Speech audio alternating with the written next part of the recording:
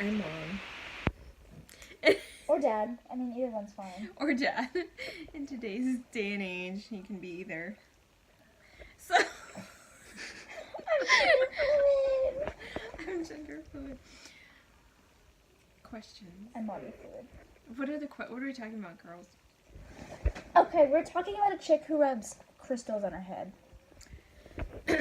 All right, so there's this girl, and she was married to the guy that I'm currently dating, like 8 years ago. They've been divorced for a long time. And when I first met my boyfriend, I knew that she had started to reach out to him for whatever reason. I have no idea, but she was like trying to get a hold of him, and she like wrote a Facebook post that like put him down in some way. I don't know, but either way, he just did not want to talk to her. So she's been calling sporadically, but like I said, she's blocked from his phone, so she calls from random people's phone numbers. So a couple of weeks ago, she called from one of her friends' workplaces, I guess. She called him, and I was like, well, does she know you have a girlfriend? Because maybe if she knows you have a girlfriend, then maybe she'll stop calling. Well, You're wrong. he's like, I refuse to talk to her. You can reach out if you want. And I was like, okay. So I did. So I made like a fake Instagram account, and I was very nice, and I was like, you know, I'll call him Robert. Robert has a girlfriend, and you like, you know, we wish you best of luck, but like he's not gonna reach out to you again, or he's not gonna call you back or anything like that. So so that was that, and then she, I don't know, she's weird.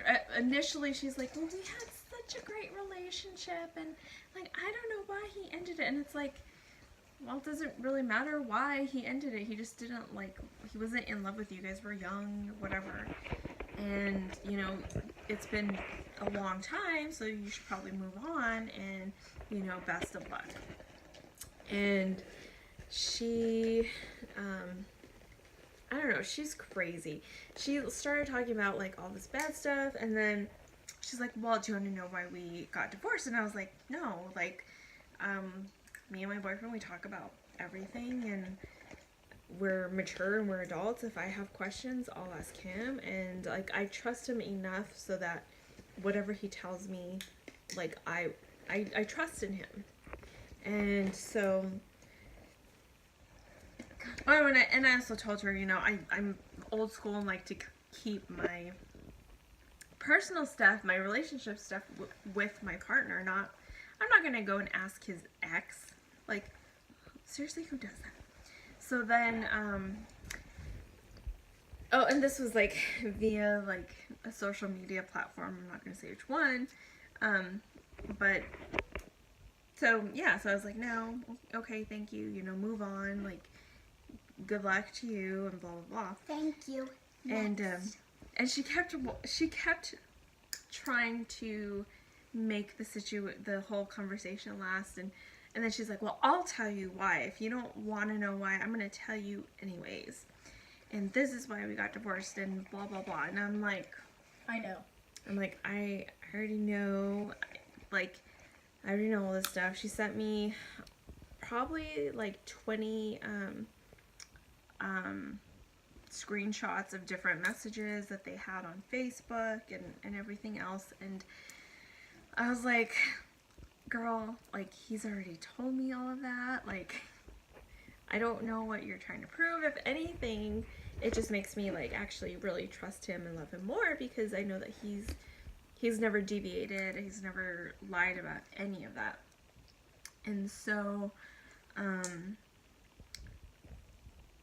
I don't know. I just like, I kind of like lost it. Like, I'm really great at being nice. I was nice, and then I'm just like, You took a professional viewpoint.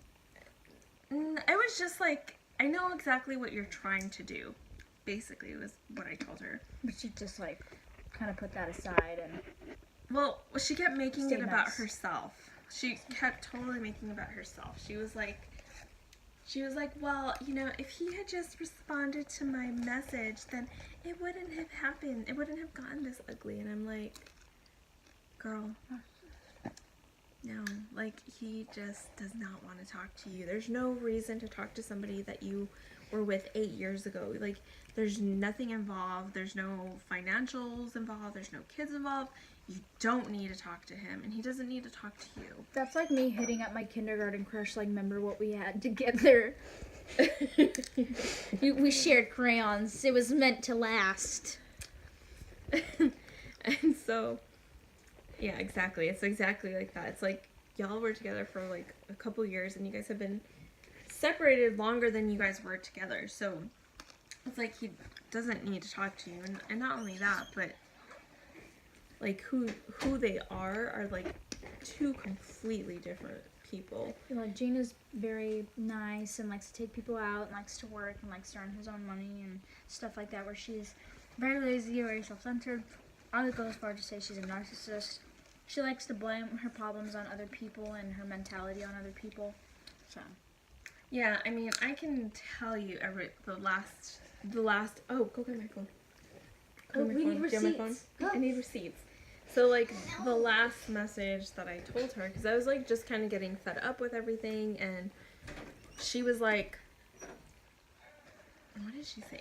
She's like, well, if he had, Robert, we're going to call him Robert. If Robert had just read my message to him, then it wouldn't have got this ugly. And I'm like, girl, it's not about you. It's the fact that you are so completely oblivious about anybody else, and everything is exactly about you. It's like, I think the weirdest part is this was 8 years ago. Like, that just, I can't get that out of my head. She's hitting up her exes from 8 years ago. It's creepy. okay. And the other, like, creepy thing is that when initially when we were messaging, she didn't know which ex we were even talking about. So it's not even that my boyfriend is like the only one. Like, she does this to other people. And so I guess apparently she had called another ex that same week, and she had called somebody else that same week. And so initially in the conversation, she didn't know exactly who I was talking about. She thought I was talking about the other ex, but it was, you know, Robert. And when I said no, yeah, and Robert was like, "Are you sure? Make her like, ask her if she's sure she's talking about me." And I was like, "Are you talking about Robert?" And she's like, "Oh, I thought you were talking about this other guy." And I'm like, no. It's just like, and she even said, like, their marriage was great and he was a good guy and they didn't do this and all this stuff. But it's like she kept going like in a circle, like, we had such a great relationship and I don't know why he like ended the marriage. I didn't know why he doesn't want to be with me.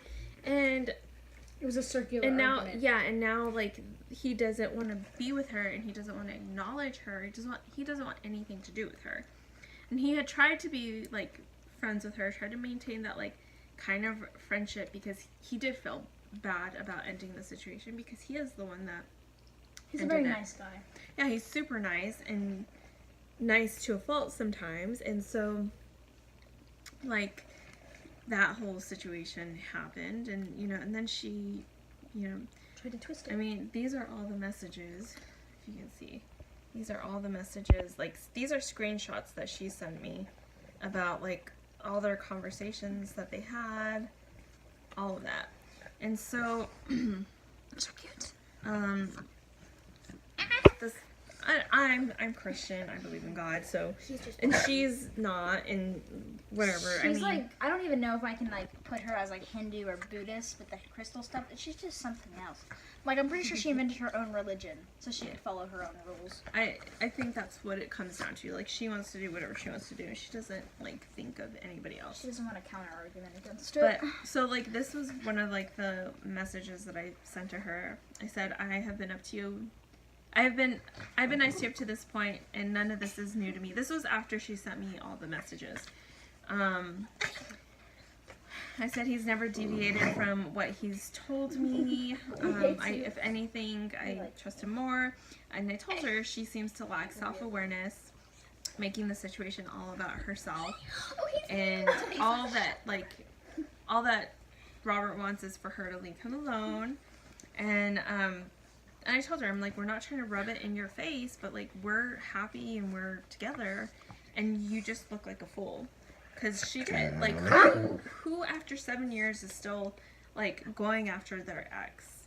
She's a little bit crazy. Right.